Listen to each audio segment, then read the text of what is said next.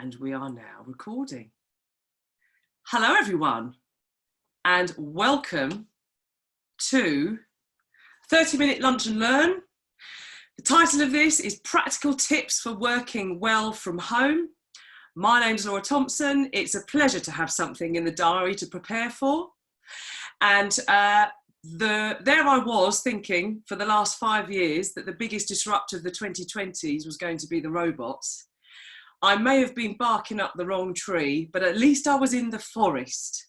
So what felt like, hopefully, some value I can add in this extraordinary times is some bits and pieces that helped me set up when my working life completely disintegrated before my eyes. So back in 2008, the company I was working for at the time got put into administration, and I will always recall how unsettling that was to have a full to-do list full of plans and then suddenly absolutely nothing.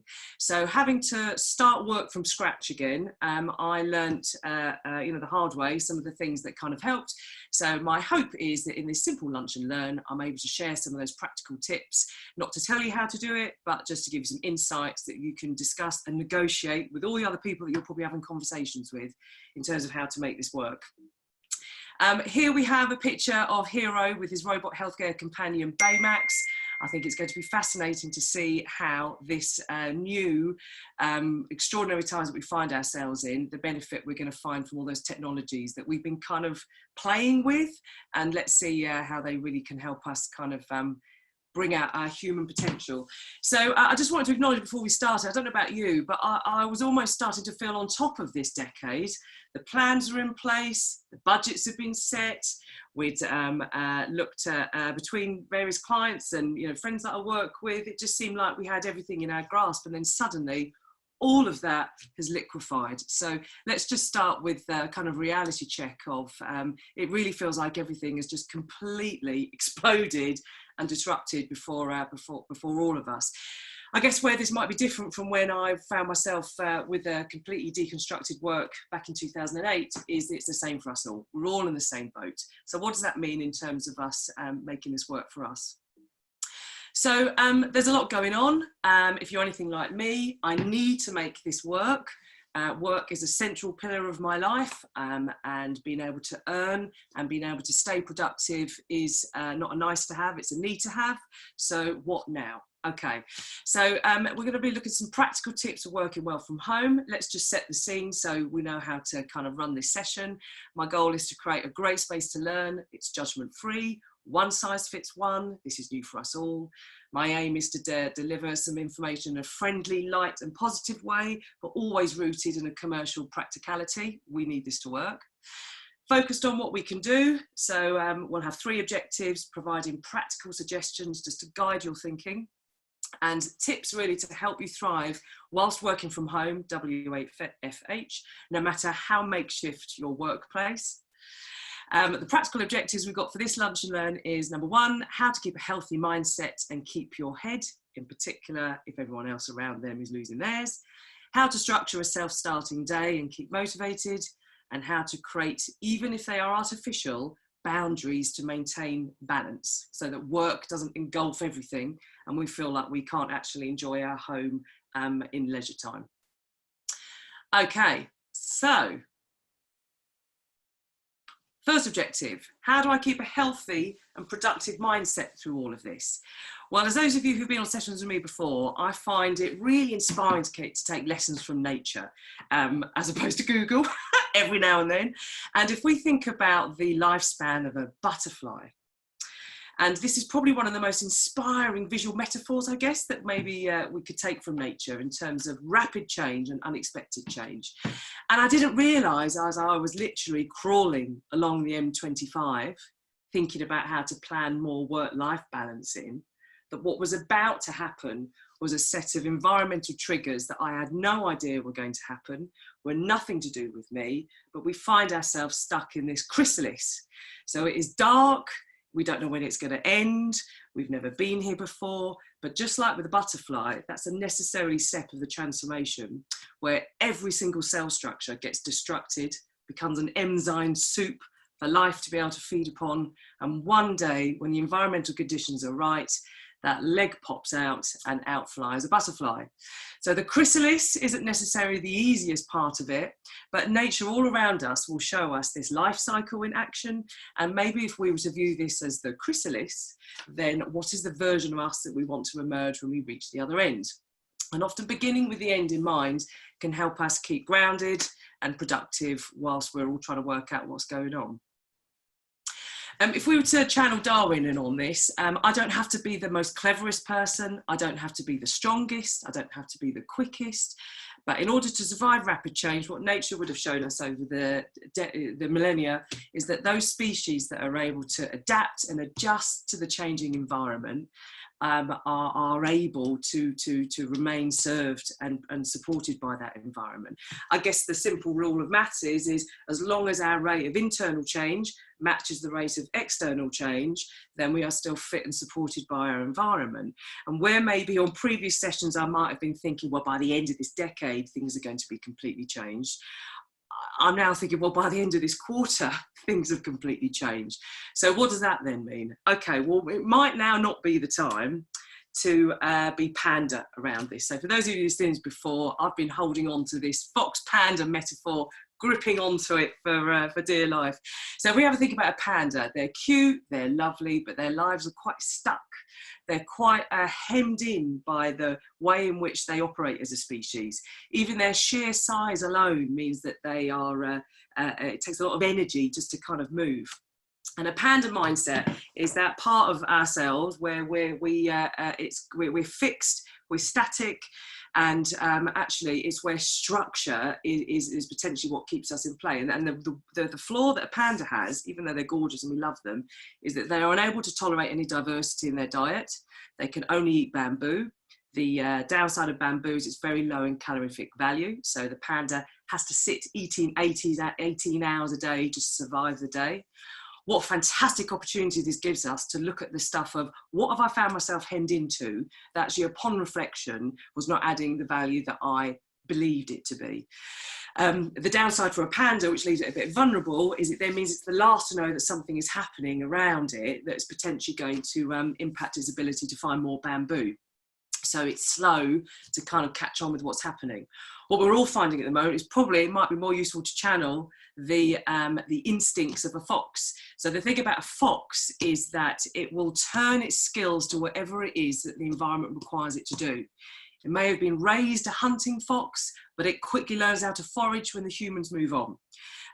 If the forest has gone, it will learn to convert those hunting skills into foraging skills. The thing about the fox is that it's flexible, dynamic, resilient, and it might not have been raised that way, but it becomes that way. I haven't been trained in how to do webinars. I'm nervous because this is one of the first times I've done an open webinar. I've done a lot of webinars, but with closed clients who already kind of know me. This is a whole new ball game, this. But if I was going to be foxy about this and remove success as the measure here, but learning as the measure, then I wonder actually where I could take myself with this particular skill. So as a fox, it's in constant state of adaptation. And the challenge for a fox, keeping foxy, is that it requires a bit of energy. So what's the version of me that's going to emerge through this chrysalis, the panda version or the fox version? It really is up to me to decide. To help me though, it might be worth thinking about, well, what are some of these human edge skills that are likely to be tested in an unprecedented way over this next period of time. And I've been suggesting for a while that nurturing these human edge skills alongside technology might actually be worthwhile doing, because these are more likely to be our skills that are going to be kind of drawn upon as the technology in our lives becomes more intelligent. But now more than ever does it feel like these are potentially the skills to just have a think about. It might not be your typing speed anymore that determines your effectiveness from working from home. It's more likely to be able to deal with your emotional intelligence. How skilled am I at developing a set of emotional and social skills that help me maintain relationships with a whole new geographical terrain that's in front of me?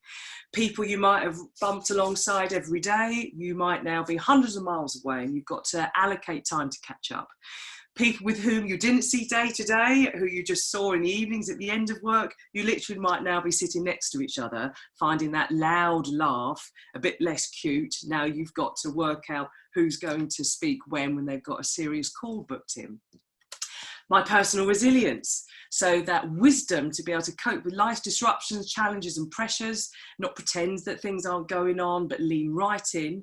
Could it be that this setback becomes the fall forward, that actually upon reflection is where you did the most growing and the most developing of resilience that you could? We're the adults now, so we're teaching all of those younger generation how to deal with stuff. Mental presence, so how am I going to remain focused and concentrated and giving attention to the right things that need attention at the right times, all at the same kitchen table. So we've got these skills that we've honed already over the years, and they're now about to be tested in some really unprecedented ways. We can read books, we can absorb loads of wisdom, we can ask each other ideas, but we're all facing a brand new circumstance to be able to test this. So just seeing it in black and white for me helps think about, well, how am I going to develop or maintain, preserve my emotional intelligence, my personal resilience and my mental presence, because that is probably more vital for me right now, whether or not I have PDF'd that Word document that I was planning to. So how are you going to look after yourself through all of this? How are we going to work with others in a way that actually still brings life to the way in which we work? One of the things I learned pretty early on, that as an extrovert, I need to feel connected. I need to feel like someone is going to miss me if I don't meet that meeting. And if there are no meetings to join, then after a while, that sort of solace potentially becomes isolation, and that's not a good place to be for anyone. So technology is awesome, but us humans are phenomenal. We're all one-offs, and we tend to maximize our human potential when the tools in our life enable us to be caring and compassionate with each other. It's only a fellow human that can share in the reality of what it's like to be alive. So how can I ensure that each working day, whether I'm solo or surrounded, that I am able to join in some kind of team caring moment? How can I plan in some time to remember to collaborate? It can become really easy, especially if your work requires lots of concentration, to just get lost into a rabbit hole of only thinking about what you can do to solve a problem. So might I need to remember to force myself to collaborate and ask for some advice, because I might forget to do that because the typical trigger of someone sitting next to you in an office might not be there. The curiosity bit, so only a human is interested in the why and the instinct to challenge logic. So what might I do each day to keep my brain curious and fresh and in learning mode, so that I'm getting some variety in terms of what I'm thinking? There's a lot of noise out there. How am I going to focus on some signal that keeps my brain sparky and energized? And ultimately being able to come up with creative ways to do this. Could it be that this might be one of the most creative periods of your work you're about to get into, because we're going to have to think differently. Only us humans have the imagination to dream up something original, subversive or useful. Artificial intelligence, smart data enables us to interrogate what's happened and come up with some new ways of thinking. But in terms of the subversive or the original or the naughty or the funny, that's our human bit that tends to keep us connected. So what I've learned over the years is that it's about coming up with creating moments in your work that keep the spark and keep you feeling alive, so that all the time doesn't just get kind of frittered away. So the creating space for the human moments, could it be some questions to ask yourself, as not only you planning up physically where am I going to sit at home, but also thinking, how are we as a team going to keep caring for each other? Do we need to plan that in? How could we work together and explore working with people whom we typically don't work together? How can we think a little bit differently about what we do? And when is a chance for us to try something brand new and innovative in this environment? Could we copy something that another industry already does and then bring that into the way in which we work? And the more human moments you can plan in, you could be working in silence, but you're still feeling alive and connected to your team. So the first objective, how do I keep a healthy and productive mindset through all of this? Just like the butterfly, there's periods of rapid metamorphosis that we're in. Channel your inner fox. This is no time to be panda. Doesn't mean it's going to be easy, but life sometimes isn't easy. Focus on nurturing your human skills, the emotional intelligence, the personal resilience, the mental presence, maximising the human moments, so the caring, collaborating, being curious, being creative, all those things that machines can help us, but ultimately those are our human edge bits, and they feel good and time flows when we feel like we're alive and connected. The second objective is a much more practical one, really, which is, well, how do I structure a self-starting day and keep motivated the whole week so that this treat doesn't then feel like torment as the weeks then go on.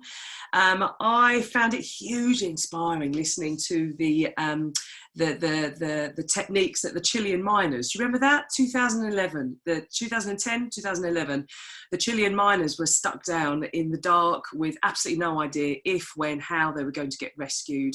And I found it really inspiring to listen to what they did to keep themselves sane and feeling okay. And in short, they invented a structure, they created a routine right from the very first day to keep everyone's energy, spirits and morale up. And I thought, what a fantastic lesson that potentially we could draw across now. So if you've got no idea what the next 12 weeks is going to look like, create some kind of structure as soon as you can so that you are not lost in the cracks, if that makes sense. You're still keeping that rhythm and then that energy. I and many others have found the 21 packets of time concept hugely useful.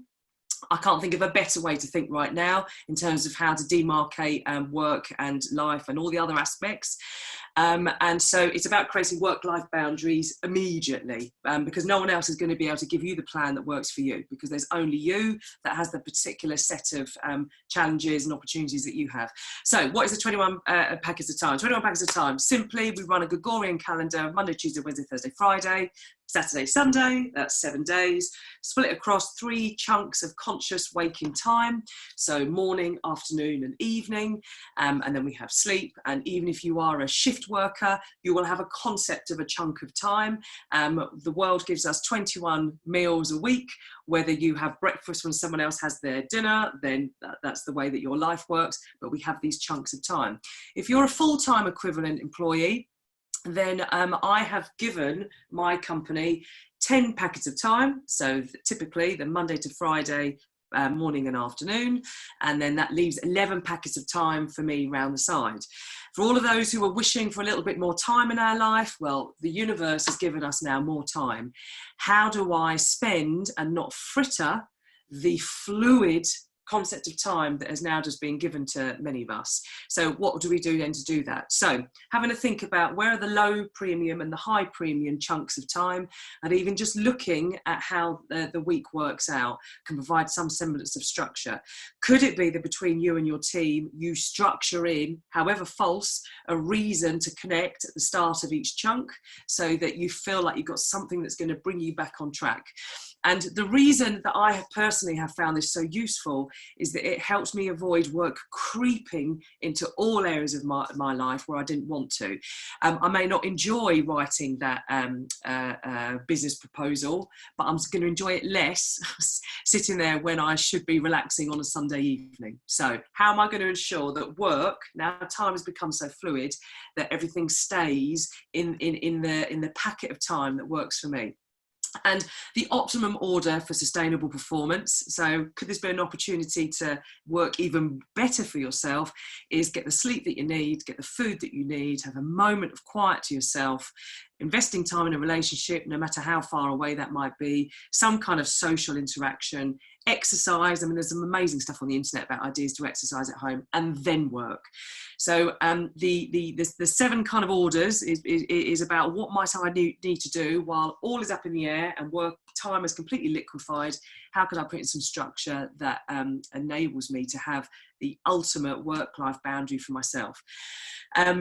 When I first put this together, of course, this is before the kind of the school's closing news is going to be. So it shall be intriguing to see how this all works. And I shall be offering some more lunch and learns for anyone that has found this in any way useful, to have a look at how we kind of integrate that as well.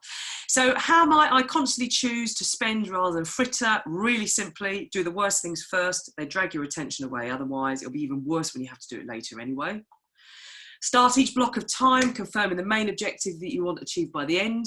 Ensure that you've shared and managed expectations around noise. So if you've got an important call that's coming up at 11, make sure everyone around you knows that at 11 o'clock you need to have a quiet area around you. Setting specific times aside to start or end a task can help avoid creep.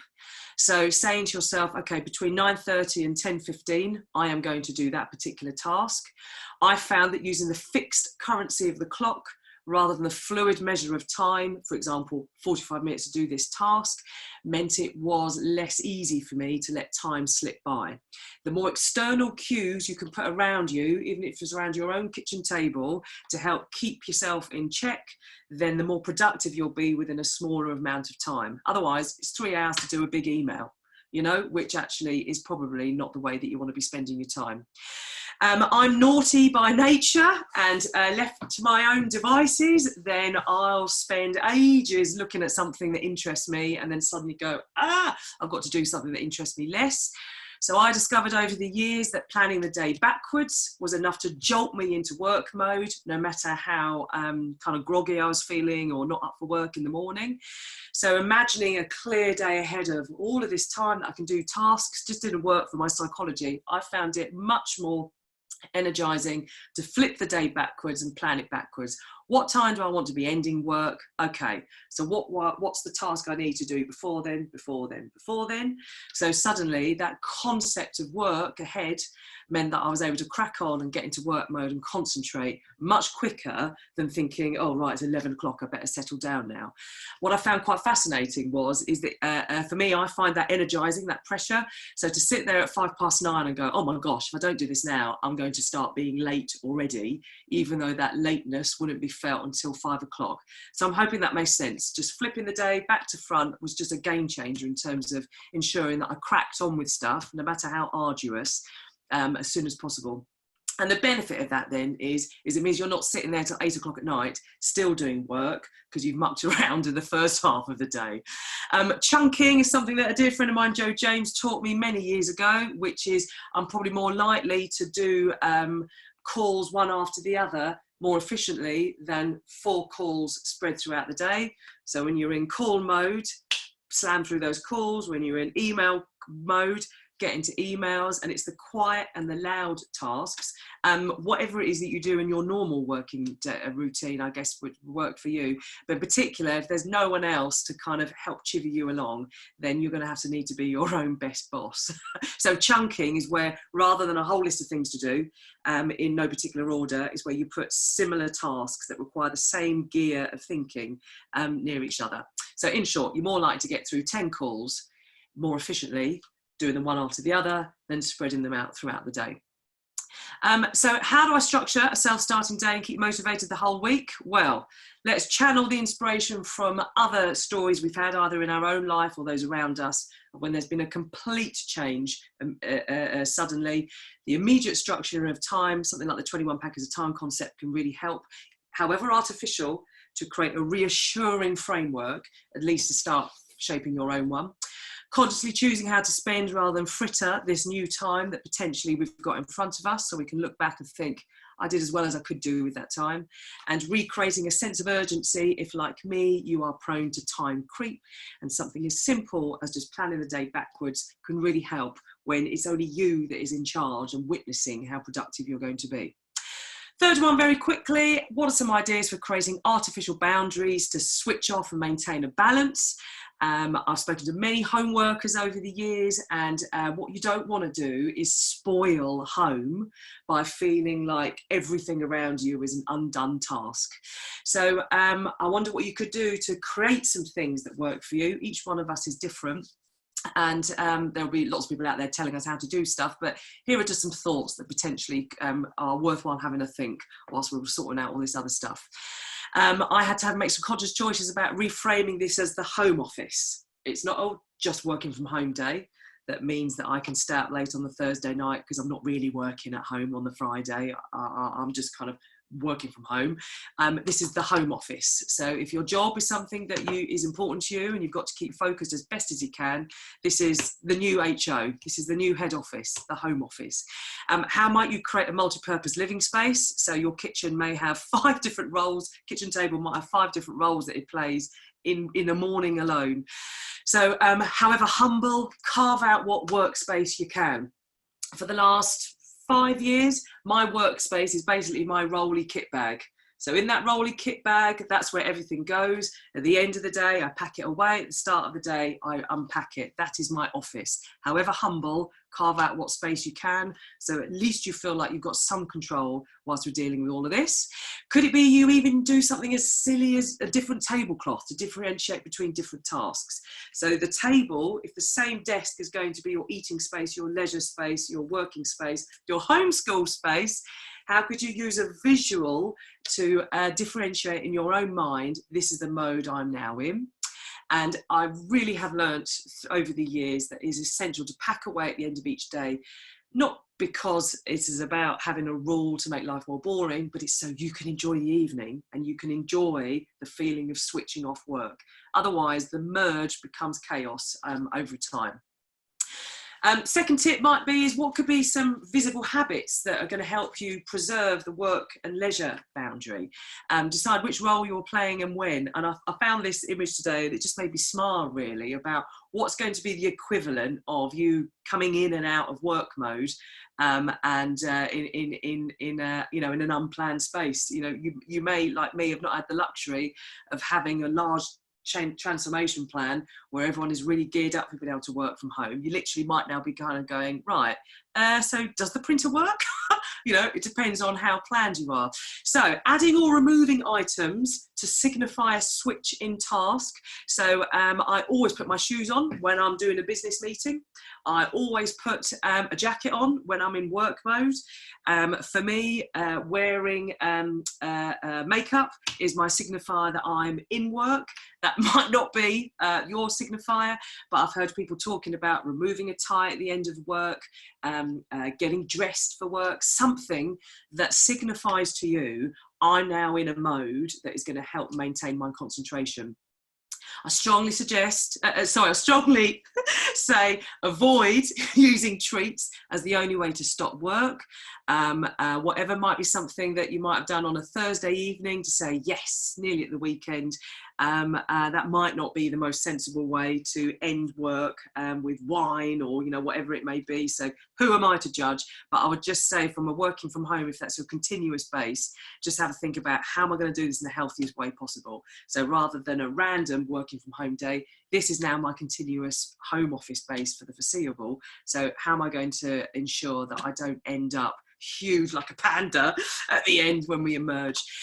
Also having to think about, if you've now got your commuting time back, what was it that you devised over the years to help you enjoy your commuting? Could it be that you still put on an audible between 5 and 6 in the evening to listen to a book? So rather than cramming more work in, could there be some way that you recreate your best commuting distraction device? This is for those people who had a commute, and for those people who were already somewhat based from home. What could you do with this potential time? So the key thing is about what is going to signify to me that I am preserving work and protecting my leisure time so it doesn't all merge into one, and developing some self-made anchors, I've called these, to catch and hold your attention. The biggest battle is against drifting and distracting and not doing what you want to be doing. And the cost of that will be at the end of the evening thinking, oh God, I still need to do that. And work just then takes over more than it would have had you had a physical office you were leaving. Could there be some oral walls you need to put in? So noise is going to be something I think there's going to be a lot of posting around about. How do you have multiple tasks going on in the same space? I have found earplugs over the years a fantastic way to just in a polite way create an oral wall, I call it, just to dampen out some of the noise that might be around if you need to concentrate. I found, it took me about a couple of years to work out that I cannot listen to lyrics if I am writing my own work. So I can't listen to anything where there's singing. I cannot listen to the radio. It's a rule of mine, never TV on in the background. As soon as there is a lyric, I find myself getting distracted. I've learned over the years that something with repetitive beats gets me into work mode, and it's the kind of music I don't listen to in leisure mode. So already that sets the tone for me that I'm in work mode.